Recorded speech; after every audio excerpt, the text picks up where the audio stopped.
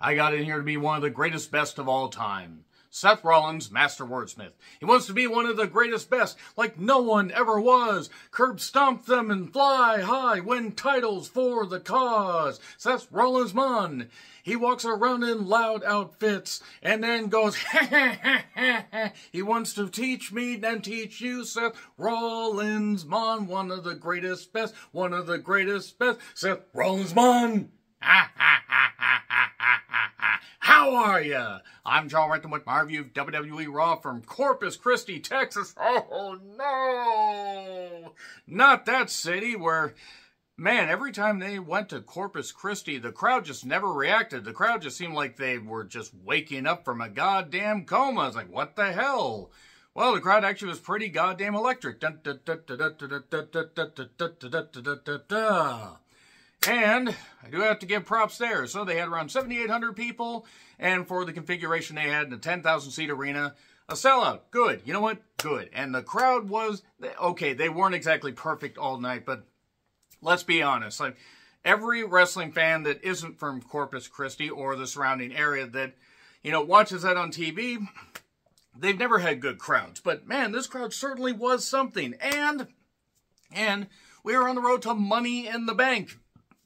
We had a couple qualifying matches, and I really hope the Endeavor has a backup crew, because after the end of this show, everybody in the crew is either in the goddamn hospital or legally dead. You're going to have to poke them with a stick. I don't want to work in Paul Levesque, stead today.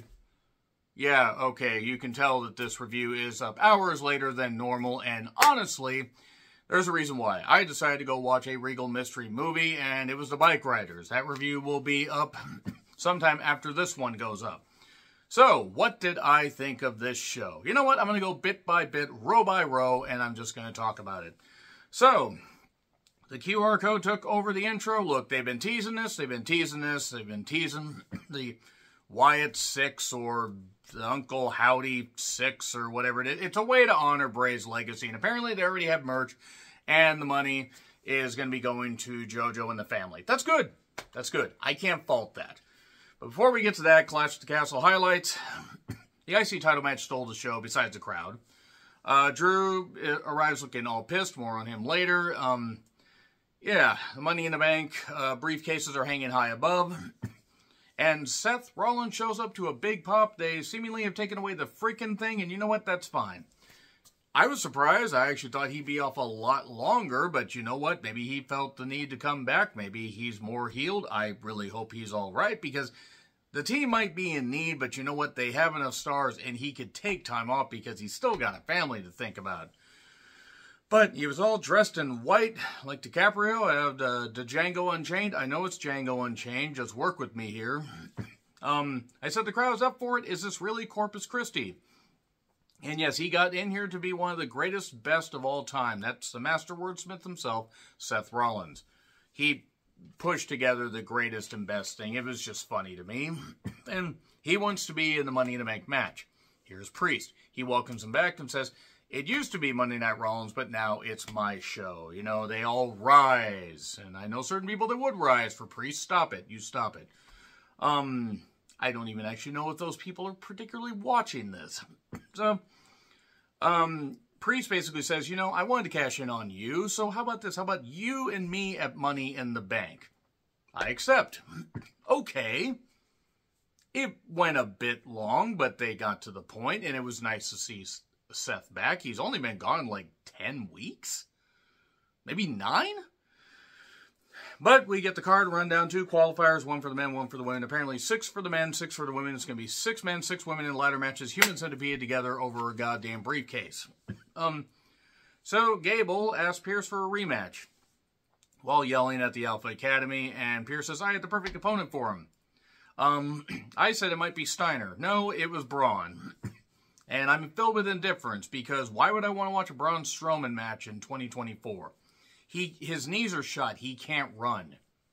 And yes, big men, break down quicker, but good grief. He won with a power slam, and then Gable berated the Alpha Academy, basically took the crutch away from Maxine, pushed Tozawa, and Otis finally had all he can stands. He can't stands no more, and he shoves down Gable. Big pop. Big pop. And it seems like they're done. Actually, they are, because they said later they were done. McAfee is insufferable now, I do want to say. Just the telestrator stuff and everything, it's all stupid. Then again, he shot his reputation to me by having known crackpot Aaron Rodgers on his show multiple times. And kind of being an insufferable dick, because he used to be entertaining. Now he's not. McAfee, that is. I don't care about Aaron Rodgers unless, quite frankly, that, horse dewormer that he takes happens to maybe have an adverse effect and he can't play football anymore. So, Judgment Day trouble again. This Clubhouse stuff is shit. I'm sorry. It's annoying. They got to get away from it. And I know they're trying to get away from it, but you don't need to move this glacially slow. Finn took the key, the hotel key card that Liv, gave Dominic last week to protect Dominic. Look, I checked out enough of the last 2 episodes of Raw, by the way. The stuff I cared about. But I just didn't feel like reviewing them. That's why. I mean, for those that have been wondering why I didn't review the last couple weeks of Raw, I also might review this week's SmackDown because CM Punk is on there. But you're going to get intermittent WWE reviews as far as weekly stuff. Because they're trying my patience with some of the stuff that they're doing. That being said, Carlito came back for this, is what I noted. Bike Riders plug. Again, that was a mystery movie. Check out that review. So, Io, Kiana James, and Zelina had a Money in the Bank qualifier, and they tried. Liv showed up in Dominic's vest. Looked like she was in nothing but the vest. Stop thinking about it, Kier. I know you're thinking about it. I haven't done this in a few weeks, Kier. Get some goddamn help. What the hell is wrong with you?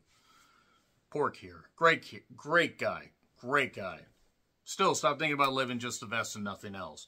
So, Zelina gets distracted by Liv, and then a moonsault pins Kiana. I'm a bit surprised. I would have actually thought they might have gone with the shock of having Kiana in it.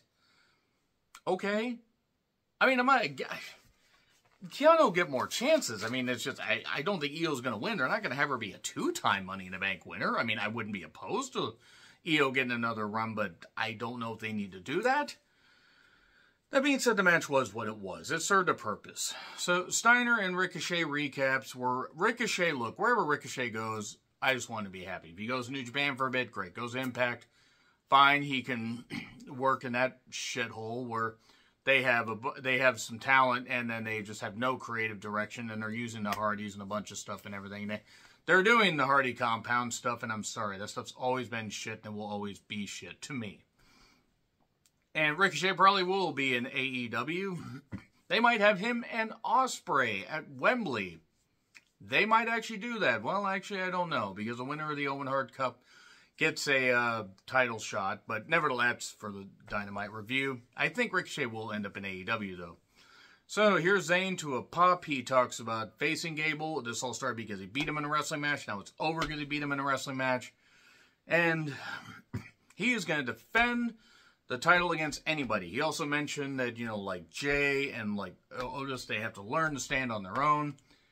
And yeah, here's Steiner because he wants a shot. He's left a lot of bodies in his wake. He wants the IC title. And then here's Sheamus. What's the crack? And Whitney Houston stood up and said, Bobby!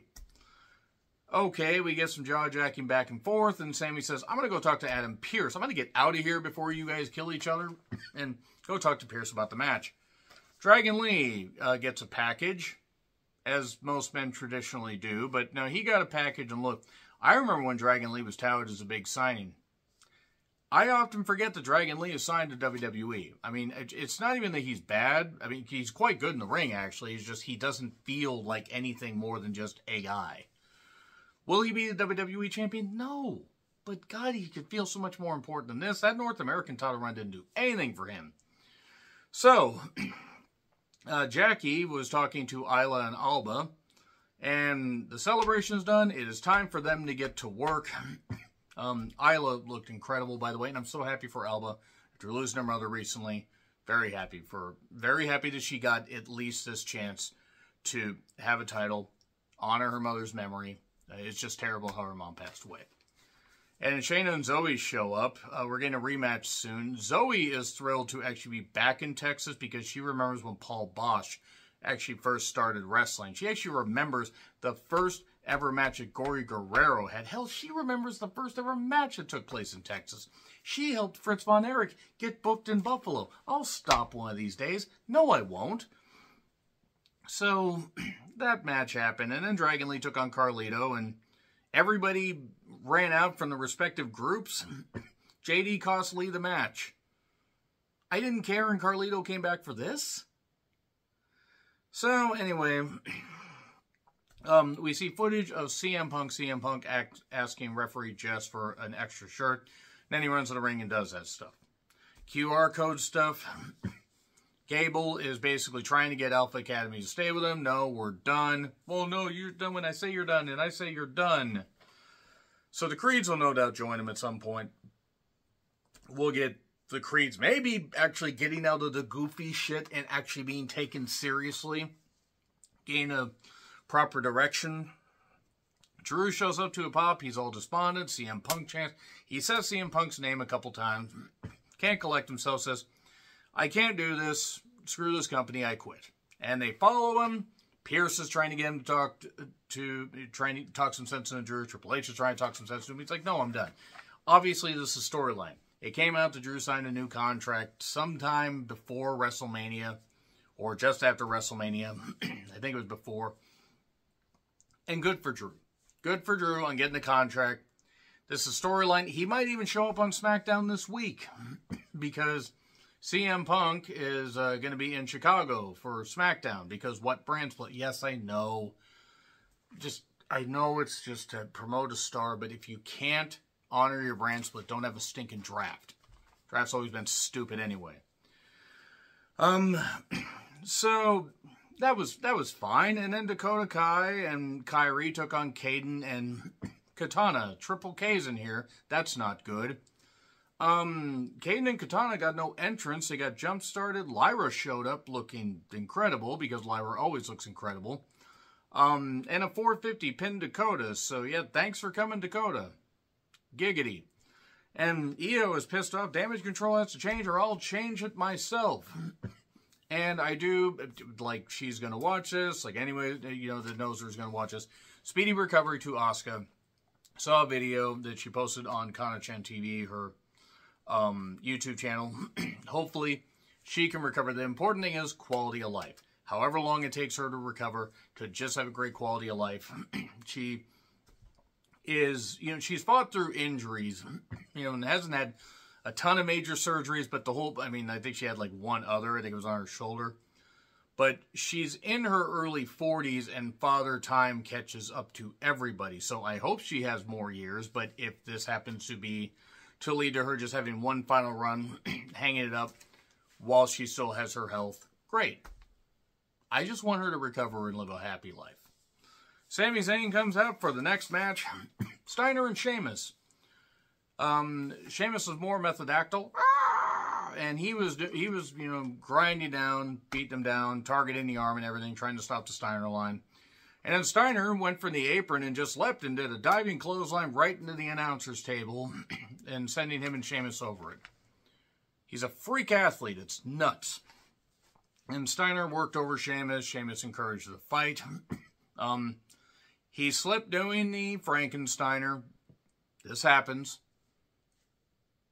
These things happen. I don't think it was loose ropes. It was just something that happened. He still recovered. The crowd was into it. We weren't sure what was going to happen. Were we getting a fluke finish? We kind of did because Kaiser attacked Sheamus, beat up his knee. Looked like he was going to, you know, security's out there trying to stop this. He's got, you know, Sheamus against the steps. He's going to do the same thing he did to Vinci. And then they do this overhead shot. That I watched this 5 goddamn times. I had to watch this shot. But they did this where you see Kaiser starts running this way. Steiner starts running this way. And I have to call him Steiner. Braun Breaker, I'm sorry, is just not a name that rolls off the tongue. Steiner does, though. But Kaiser's this way. Steiner's this way, and he just runs, and they do this overhead shot where he just hits him. And one, the shot looked incredible. Two, the spear got a big pop. Massive pop. Barring him just, you know, suffering a catastrophic injury, which I hope doesn't happen, or him just saying, I'm done in a couple of years, he's such a goddamn natural. He is going to be main eventing a few WrestleManias. He is one of the guys that they can use. I mean that. Really, really good. That was some cool stuff. I think we might get a 4-way at Money in the Bank. We might get 2 separate matches, but I think a 4-way. And then Dominic is saying, seen my vest, have you seen Liv wearing my vest?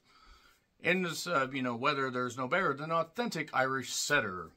And yeah, you're welcome. I don't really have ways to do the lyrics to fit Dominic. But Liv will give Dominic his vest back, but he's got to take it off. He's got to unzip it. Again, Kier, I will turn the show around. Stop thinking about it. Stop thinking about unzipping Liv or unlipping Ziv. I don't really care what you do. I'll botch and say whatever, but stop it. Get some goddamn help. Kier's a great guy. How dare any of you try to pick on Kier for just having opinions? What the fuck is wrong with you? Stop thinking about it, Kier. But yeah, who would want to unzip Liv and just, and take it off of her? Who would want to do that? I would not want to do that. How dare any of you accuse me of that? I will be taking no further questions on these, accusations, these false accusations. Yeah, Kier, stop thinking about it. So, Priest says, can you leave him alone, Liv? He doesn't want anything to do with you. Liv's like, I think he wants everything from me. Stop it, Kier. Again, Kier, great guy. So, Wyatt was carrying Cross getting promo time, especially in the 2024, the year of our Lord and Savior. Insert wrestler here. New Day challenge. And then they kept teasing the whole thing where, yes, Cross has been saying that Xavier is in Kofi's shadow. And Kofi kept interrupting Xavier just enough. And at first he was okay with it. And then the last time he did it, we're getting tension. If we want to break up New Day, fine. I don't think that Big E's ever going to wrestle again. It's been just over 2 years. And he needs to have a great quality of life. If he can't do it anymore safely, or as safe as possible in the contact sport of, entertainment and theater, then he should not be doing this. So if they want to break up New Day, fine. I mean, they've been together long enough. I don't think they will, but this Cross Final Testament stuff is just not good. So, Punk is in Chicago for SmackDown. I don't know if I'll review next week's Raw. It just depends. I have been working a lot and getting pretty tired sometimes. So if there are weeks I don't review things, I do apologize. So we then get Jay in the concourse with fans. He goes through the crowd. Yeet, yeet, yeet, yeet, yeet, yeet, all that. And Balor, Jay, and Ray had a Money in the Bank qualifier. I think they should combine 2 of these in a team and call them Jay Mysterio.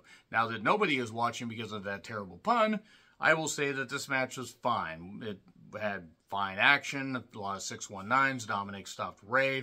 This is after, of course, Ray had beaten up his son or whatever. Not the worst thing that a wrestler had done to his son.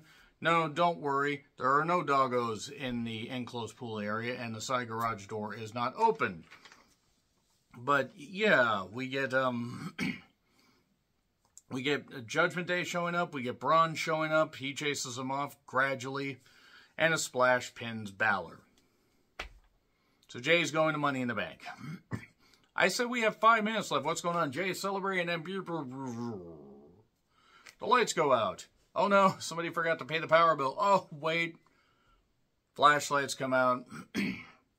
The door's there. The door that Bray Wyatt came out of when he returned at, the fuck was it? No, was it No Mercy? What Extreme Rules, that's what it was. I'm sorry, I don't remember what pay-per-view. But, anyway, okay, door, and we got this, we're going to break on through to the other side, break on through to the other side, break on through to the other side. And suddenly the lantern's there. We see somebody in a ring-type dress, mask, whatever, come out. It's Nikki Cross. You can tell it's Nikki Cross. I'm not knocking. It's just you can tell it's Nikki Cross. And, all right, cool. Okay, here's Nikki. And then she suddenly points and says, "Get back there." And then we see somebody in a rabbit costume, I assume is Eric Rowan. Or, I actually don't know who the hell's who. Joe Gacy was one of them. Dexter Lumis is apparently one of them. That's what they had for him. And then, okay, I'll get to it in a minute. The sixth person isn't there because it's Alexa. That's at least I assume that's who it is. I don't really know how else you introduce her at this point.